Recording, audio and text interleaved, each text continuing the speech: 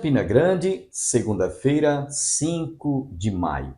Hoje comemora-se o dia do Marechal e Desbravador Randon. Hoje também comemora-se o Dia Nacional das Comunicações, o dia também do Expedicionário, o dia da Comunidade, o dia do Pintor também hoje. O programa Opção para a Vida, deixando você sempre bem informado. Eu quero lembrar a todos os nossos internautas, telespectadores que residem em João Pessoa, que se você desejar adquirir este lindo exemplar de um marcador de Bíblia, atrás tem um calendáriozinho, passe lá na TV Master, TV a cabo, canal 20, e na recepção estará à sua disposição um simples exemplar, singela lembrança que nós deixamos pela passagem do 34º aniversário do programa Opção para a Vida. Você que reside em Campina Grande, participe de um dos nossos cultos, Igreja do Calvário, situada às margens do Açude Velho. Em horários de culto você receberá esta lembrança que nós confeccionamos pela passagem do 34º aniversário do programa Opção para a Vida. De cruz se erigiu, dela o dia fugiu, como emblema de vergonha e dor. Ao olhar eu pra cruz, nela vejo Jesus, sim, morrendo por mim, pecador. Sim, eu amo a mensagem da cruz. Até morrer eu a vou proclamar. Levarei eu também minha cruz, até por uma coroa trocar.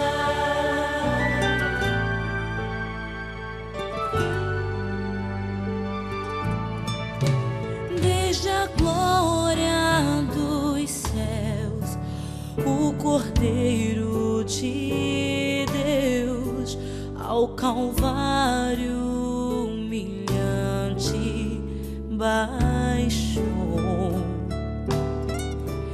Deus na cruz mostra-me graça e amor sem fim.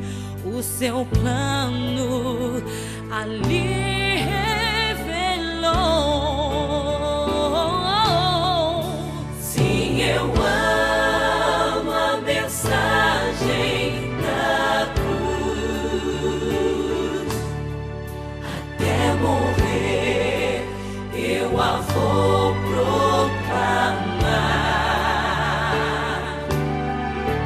Levarei eu também minha cruz, até por uma coroa trocar.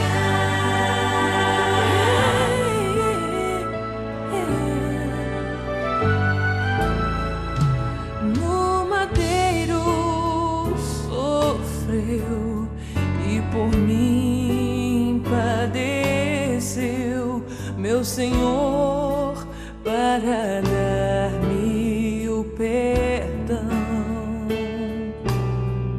Eu me lembro em Jesus, dele vem graça e luz para minha santificação.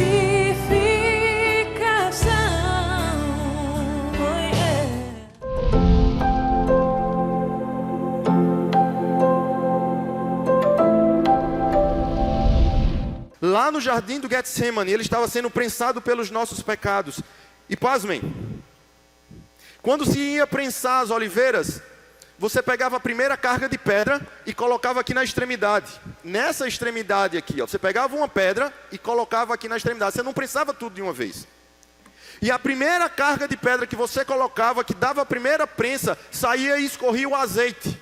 O azeite começava a escorrer pelas brechas dos cestos, e eles escorriam aqui, ó, você vê que tem uma pedra aqui embaixo, e eles escorriam até um orifício aqui, ó, eles escorriam, e aquele primeiro azeite era recolhido. E aquele primeiro azeite que era recolhido, ele tinha uma função toda especial. Esse azeite que era recolhido era chamado de óleo da unção. E o óleo da unção, ele servia apenas para dois propósitos: para serviço no templo, em adoração a Deus, e para ungir as pessoas. Era o óleo mais precioso, era o óleo mais caro, era o óleo mais puro. Quando Jesus vai para o Getsemane ser prensado, ele vai ser prensado pelos nossos pecados, para que a graça de Deus, a unção de Deus, possa posteriormente recair sobre as nossas vidas, para que nós possamos ser transformados por Ele e ungidos por Ele com o seu Espírito, e tomados pelo seu Espírito possamos experimentar a sua presença, livre da condenação do pecado. E Jesus então vai orar no verso 39, adiante um pouco, e ele diz: meu Pai, se possível, afaste de mim este cálice, contudo não seja como eu quero, e sim como tu queres. Quando eu digo que Jesus estava começando a sofrer toda a agonia pelos nossos pecados aqui no Getsemane, isso fica muito claro com o cálice.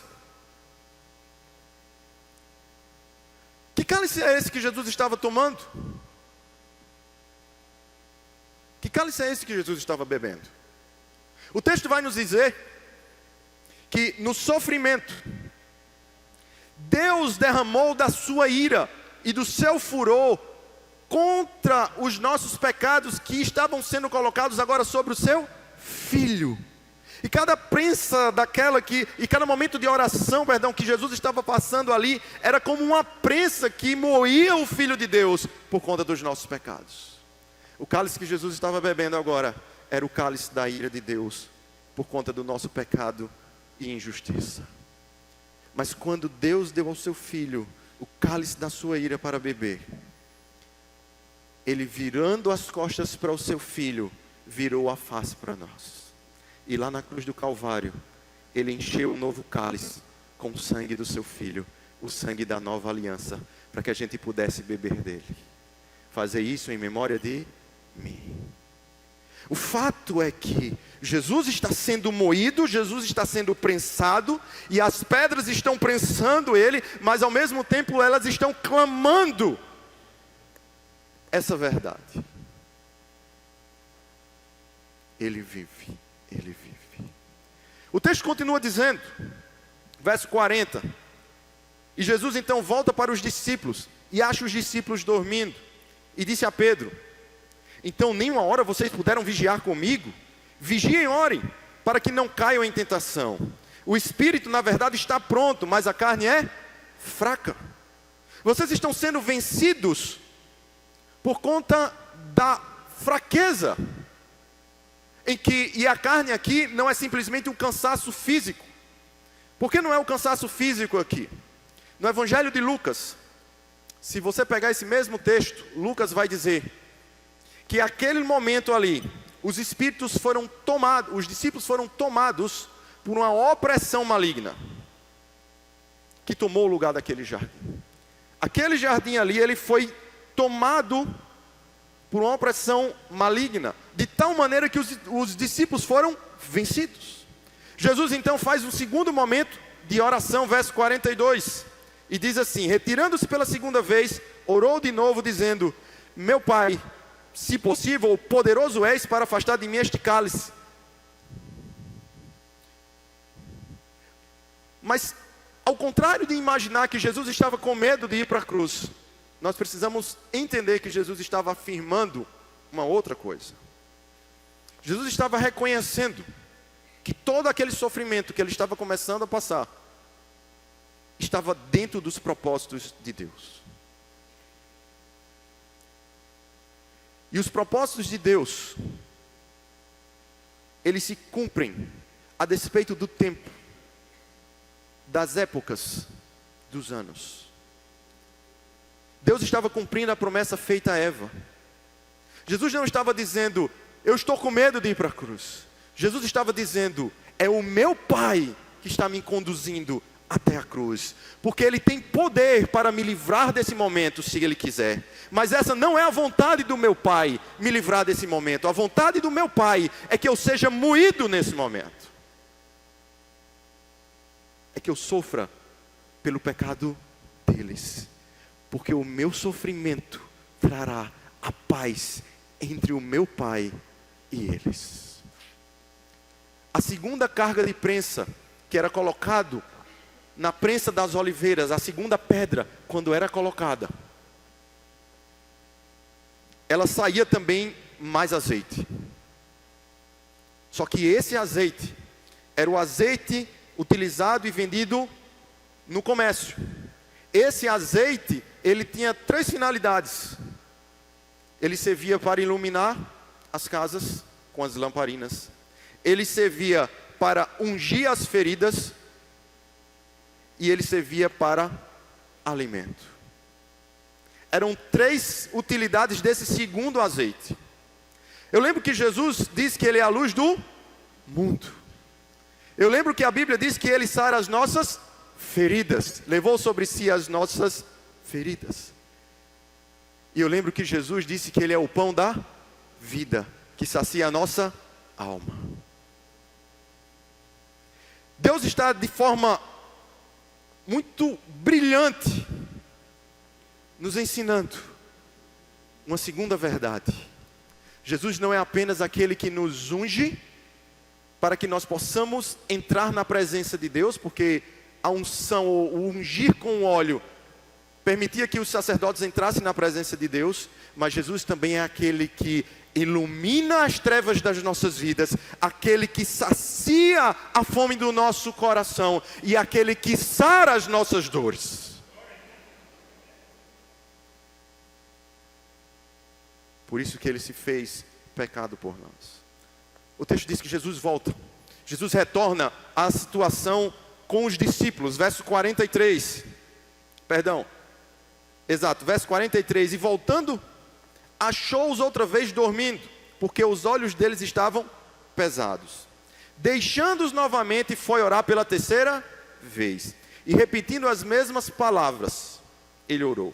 Então voltou e disse aos seus discípulos: vocês ainda estão dormindo e descansando? Eis que é chegada a hora e o Filho do Homem está sendo entregue nas mãos de pecadores. Preste atenção, aqui a gente não vai notar a ênfase, mas no verso 46, lá no grego, isso aqui é um vocativo. O que é isso? É uma exclamação, é quase que um grito. Levantem-se e vamos embora. Eis que o traidor se aproxima. Como foi que Jesus chegou no Getsemane para orar? Ele estava pesado de coração. O texto diz que ele estava angustiado de tal maneira que ele sentiu como uma depressão profunda. Mas depois que Jesus passou pelos 3 momentos de oração, ele não se levanta mais com o peso no coração. Ele não está mais angustiado. Ele não mais está triste. Ele está forte. Ele não se levanta abatido, fraco, cansado. Ele se levanta forte e corajoso. E ele anima os seus discípulos: levantem-se, porque eu vim para cumprir aquilo que o meu Pai destinou. E ele levanta e anima os discípulos, e os discípulos então se levantam. E é interessante que a prensa das oliveiras também era em 3 etapas. A última pedra que era colocada na prensa das oliveiras, a última carga de pedra que era colocada nessa prensa aqui, ela trazia não mais um óleo. Ela não trazia mais óleo. A força e a pressão era tão grande que os cestos começavam a se romper e uma pasta, ou aquela pasta, começava a sair. E saía como uma borra. E aquela borra era recolhida. e aquela borra era utilizada também, e ela tinha 2 serventias. Ela tanto servia como sabonete para tomar banho, junto com alguns incensos aromáticos, como também ela era utilizada para queimar e espantar os insetos. Lucas diz que Jesus agoniou a tal ponto, sofreu de tal maneira no Getsemane, que os seus vasos sanguíneos romperam, os vasos da pele, e ele transpirou sangue. A semelhança dessa prensa das oliveiras, que na terceira carga ela rompia. Mas a palavra de Deus nos ensina que Jesus é aquele que limpa a nossa vida do pecado. Pelo seu sangue, nós somos purificados de todo o pecado. Ele é aquele que nos limpa, e Ele é aquele que dissipa todo o mal contra as nossas vidas. Jesus não levanta mais como alguém que estava angustiado. Jesus não está ali como alguém que está com medo de cumprir a missão. Jesus se levanta como um guerreiro forte, valente, corajoso, que está disposto a dar a vida por aqueles que se perderam, mas para cumprir a vontade de Deus, para a glória de Deus. Depois desse momento, Judas chega com os soldados. Jesus é preso. João vai dizer no seu evangelho que quando perguntaram quem era Jesus, de Jesus saiu poder. A primeira pergunta que fizeram para Jesus foi: quem é Jesus? E algumas traduções vão estar assim: sou eu. Mas na verdade no original está lá: eu sou. E quando Jesus diz eu sou, aqueles homens caem pela força do seu poder. Jesus não estava sendo preso, Jesus estava se dando para ser preso. Jesus não estava sendo crucificado, Jesus estava se entregando para ir para uma cruz. Jesus não foi morto, Ele se deu por nós. E Ele vai para a acusação, Ele vai para o julgamento na casa de Anás, do qual Caifás, o sumo sacerdote da época, que hoje está morto, mas a pedra do seu ossuário clama dizendo que Jesus vive, começa a acusá-lo com mentiras, trazendo testemunhas falsas. Mas o texto diz que nele não foi encontrado pecado algum. A palavra de Deus diz que nenhuma daquelas testemunhas que acusaram Jesus se sustentaram. E depois, no impedimento de poder matar Jesus pelo apedrejamento, eles levam Jesus até a segunda pedra, até a Pilatos. E ainda que a pedra seja encontrada com o nome de Pilatos, tenha sido encontrada com o nome de Pilatos, ele ainda que tenha levado Jesus até a cruz para ser crucificado, ele está morto hoje, mas a pedra que consta o nome dele clama dizendo que ele vive, Jesus vive.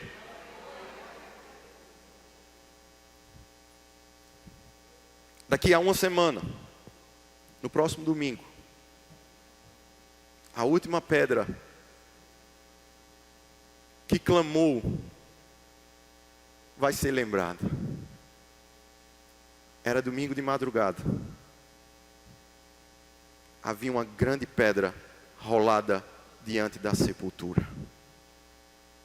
O Filho de Deus havia sido crucificado na sexta-feira, no horário exato do sacrifício dos animais no templo, às 3 da tarde. Rapidamente, José de Arimateia, juntamente com Nicodemos, pegaram o seu corpo, desceram da cruz e o colocaram numa sepultura nunca antes utilizada, porque estava chegando o sábado, e eles rolaram a pedra, e Jesus ficou detido por aquela pedra. Mas no domingo de manhã,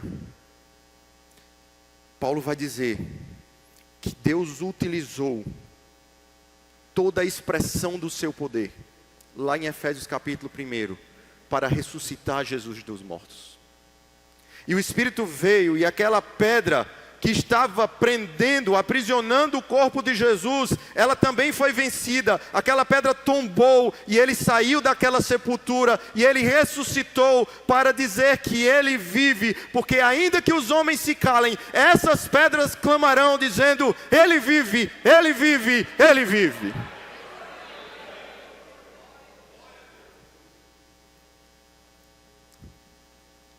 Quando você vai em Israel,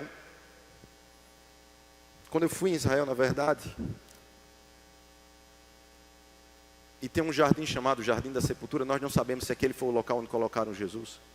Há indícios que sim, pela presença, a proximidade com uma montanha que parece uma caveira mesmo. Mas o fato é que, quando você anda, ou pelo menos quando eu andei por aquele lugar, para mim cada pedra daquela clamava. Para mim cada pedra daquela afirmava que o meu Deus pisou nessa terra, andou por essas ruas, Ele encarnou, Ele foi para uma cruz, Ele morreu e Ele ressuscitou por mim, para nos dar vida e vida em abundância. Quando eu me deparo com essas duas pedras, e eu confesso a vocês, pode passar o slide, deixa eu ver se consigo passar, passou. Quando eu me deparei com essas duas pedras, porque esse ossuário aqui também é feito de pedra. Eu entrei na sessão, no museu, e eu voltei. E eu voltei chorando. Porque essas pedras, gente, elas confirmam ainda mais aquilo que Deus já nos dá como convicção. Se nós morremos com Adão num jardim, também foi num jardim em que a vida raiou para nós. Jesus passou por um jardim para sofrer, mas ressuscitou num jardim para nos dar vida. E quando Paulo diz lá em Efésios capítulo 1 que Deus utilizou toda a expressão do seu poder para ressuscitar Jesus, ele diz que o mesmo poder que Deus utilizou para ressuscitar Jesus é o mesmo poder que Deus utiliza para nos fazer nascer de novo e nos ressuscitar. Quando Paulo vai lembrar do que Deus fez em Cristo, ele usa 4 termos no grego para expressar o poder de Deus. Dinamis ou dinamite é o que a gente mais conhece, mas tem 4 termos. E ele usa os 4 termos que existem lá para dizer que Deus, ao operar a salvação em nós, utilizou o mesmo poder que utilizou para ressuscitar Jesus dos mortos. E a mensagem final que fica para os nossos corações, para as nossas vidas, é que essas pedras, elas servem de testemunho para a última e grande lição. O Deus que começou a boa obra vai cumpri-la até o fim. E ainda que venhamos deitar na sepultura, e ainda que venha ser colocada uma pedra sobre nós, e ainda que venha se colocar uma pedra, uma lápide com o nosso nome, ainda assim essas pedras estarão clamando, dizendo que aqueles que morreram em Cristo um dia ressuscitarão, e elas não poderão nos deter na sepultura.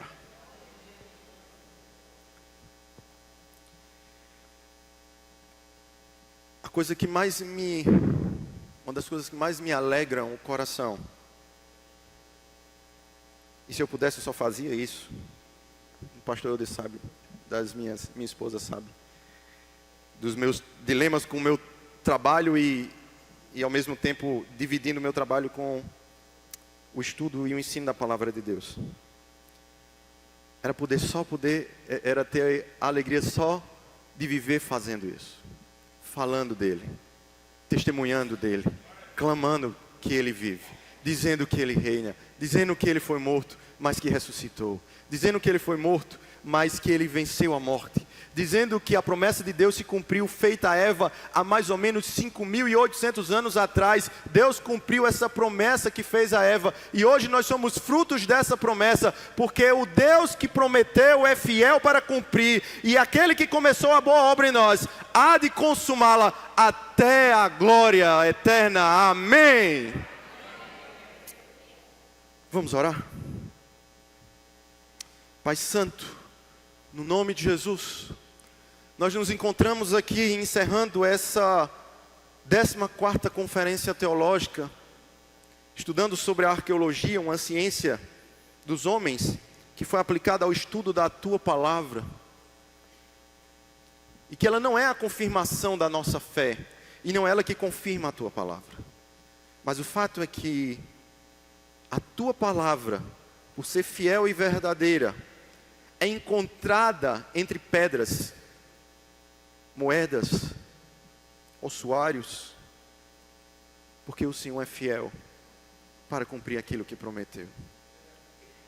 Agora eu te peço no nome de Jesus, que todo aprendizado, todo conhecimento que nós experimentamos aqui ao longo desses dias, eles venham fortalecer a nossa fé e nos encher de poder do alto, para que nós possamos, ao sair daqui, dizer às pessoas, como aquelas pedras que clamavam, dizendo: Ele vive. Porque aqueles que clamaram no domingo de Ramos, dizendo: Hosana nas alturas, bendito que vem em nome do Senhor, hoje não clamam mais, mas as pedras que estavam lá e estão até hoje, elas clamam dizendo: Ele vive, Ele vive, Ele vive. Por isso, Deus, faz com que nós possamos ser como pedras dos nossos tempos, para clamar para a eternidade, dizendo que Jesus vive e reina para todos sempre. Amém. Deus abençoe. Espero que você tenha sido profundamente abençoado através de toda essa explanação das Escrituras Sagradas, através desta palestra ministrada sobre arqueologia bíblica. Amanhã você está convidado a continuar conosco. Desejamos a todos um dia abençoado, que todos recebam as bênçãos do Pai, do Filho e do Espírito Santo, que todos fiquem com Deus e até amanhã, se Deus quiser.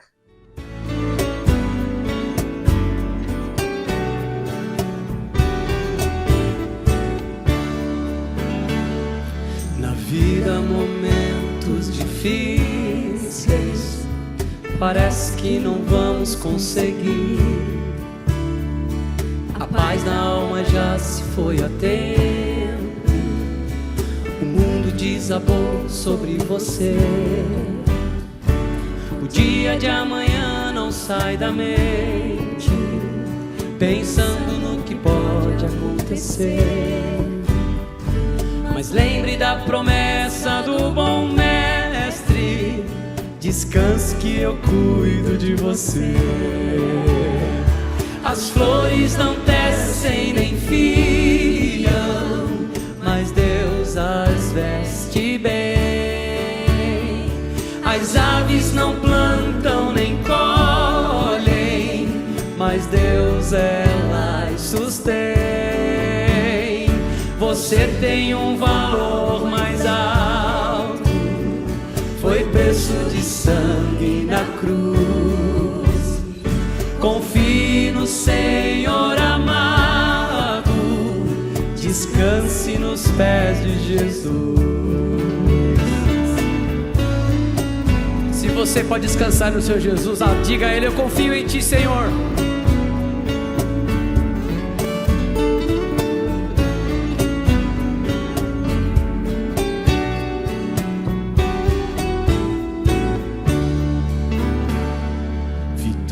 Para aquele que espera, com fé e esperança em Deus. Os olhos de Deus estão vendo, atentos para o seu viver. Não fique com a alma ansiosa, confie no Deus de poder. Sabe o que Ele faz? A tempestade Ele acalma, só Ele o futuro prevê. As flores não tecem nem fiam, mas Deus as veste bem. As aves não plantam nem colhem, mas Deus elas sustém. Você tem um valor mais alto, foi preço de sangue na cruz. Confie no Senhor amado,